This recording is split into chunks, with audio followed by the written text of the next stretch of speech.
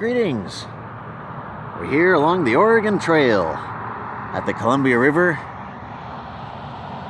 And we find in our travels it's important to stop off and find opportunities to connect with the past, and this is one of them.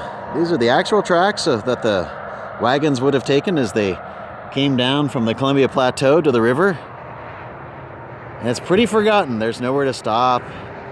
It's just a little spot along the side of the road here, along old Highway 30, which is another forgotten route. 500,000 people came down the Oregon Trail, a lot of them right through here. And one of the ways that we like to connect with our distant ancestors and not so distant ancestors, as you may know, is to walk directly in their footsteps. And for a lot of people walking the Oregon Trail, which they did, walk the whole 2,000 miles, almost 2,200 miles. And some of them walked it just like this, with no shoes on. And you got to imagine it had to have been worth it to go through that kind of effort. And it's not just the walking. The journey itself, as you probably know, was mind-numbingly and soul-crushingly difficult in times. They had to leave so many people and so many things behind. Loved ones that died, children that died in accidents from being run over by a wagon or drowning in a various river. Even just up here at the mouth of the Deschutes River, there were river crossing after river crossing, and not all of them had ferries. And you would have to lighten your load each time, and some people lamented, even at the mouth of the Deschutes, after coming 1,900 miles or more to get here, to have to leave even more behind. And who knew that, in 1850 or even 1849, that just 100 years later we'd be entering the Cold War. And then here in 2019, the time they thought that this land of plenty, this Eden they expected to find, would develop into a beautiful new world, and still it's just as contentious and warlike and bustling and busy as ever. I mean, during the westward expansion with the Oregon Trail and the railroads being put in, the Civil War went on. I mean, who knew that we'd go through 2 major world wars? All this stuff in the Middle East, the Vietnam War, the Korean War, and then, of course, the end of the Cold War, that this river here is directly related to.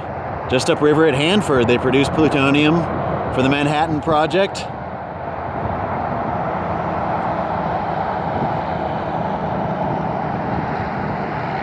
And it's important, I think, to stop and connect with the past in ways that you normally can't when you're just bustling along with the busy, busy world.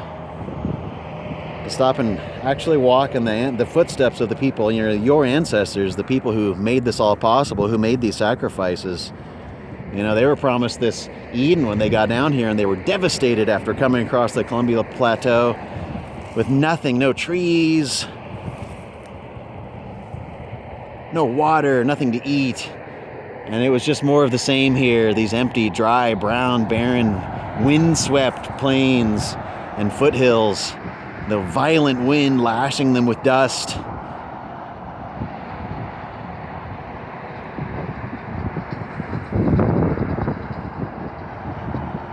And was it worth it to find the society still just as bustling as ever, just as contentious as ever? Of course, here in 2019, the word impeachment has suddenly become the word that everybody's saying. And yet here, this quiet little section of this wagon trail that so many people embarked upon and walked, indeed, yes, barefoot down to try to find that better land, that better life, something better than what they were finding back home, back east. And the journey was, in some cases,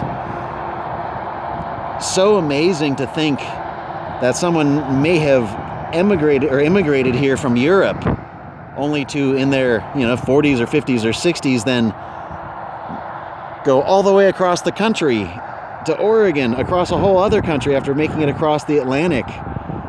I mean, to have to go yet another massive journey. Can't imagine how weary they would have been. Just trying to get to that Willamette Valley, that land of plenty that we've been promised. So we just think it's really important to remember why we were doing things,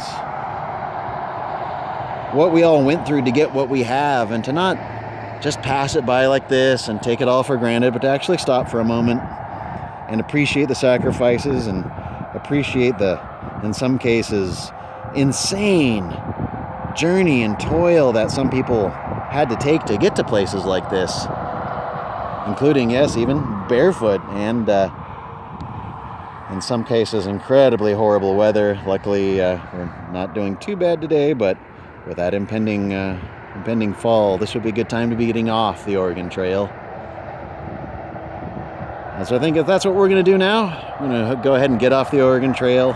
But we want to thank you so much for joining us here, to take in a little bit of forgotten history, remember why we're here and what other people gave for us to be here, and to make it all worth it.